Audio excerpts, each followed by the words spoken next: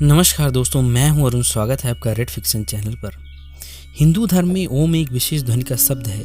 तपस्वियों ने जब ध्यान की गहरी अवस्था में सुना कि कोई एक ऐसी ध्वनि है जो लगातार सुनाई देती रहती है, शरीर के भीतर भी और बाहर भी, हर कहीं वही ध्वनि निरंतर जारी है और उसे सुनते रहने से मन और आत्मा शांति महसूस करती है, तो उन्होंने इस ध्वनि को नाम दिया ओम।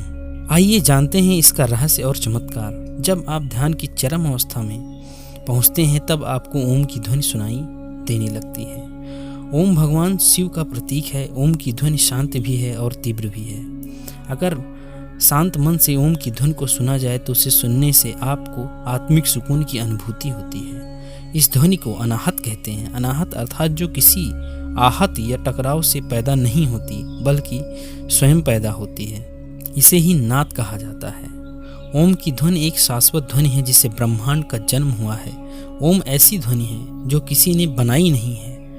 यह वह ध्वनि है जो पूरे कण-कण में, पूरे अंतरिक्ष में मौजूद है और हर मनुष्य के शरीर के भीतर भी यह मौजूद है।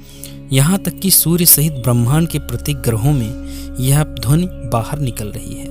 ओम के उच्चारण का अभ्यास करते करते एक समय ऐसा आता है जब उच्चारण करने की आवश्यकता नहीं होती है। आप सिर्फ आँखों और कानों को बंद करके भीतर उसे सुने, यह ध्वनि सुनाई देने लगेगी। आपके भीतर प्रारंभ में वह बहुत ही सूक्ष्म सुनाई देगी, फिर बढ़ती जाएगी।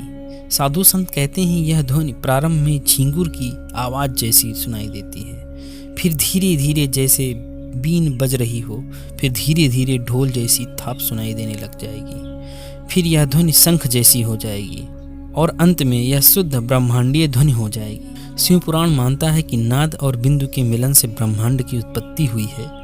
नाद अर्थात ध्वनि और बिंदु अर्थात प्रकाश। यह ध्वनि आज भी सतत जारी है।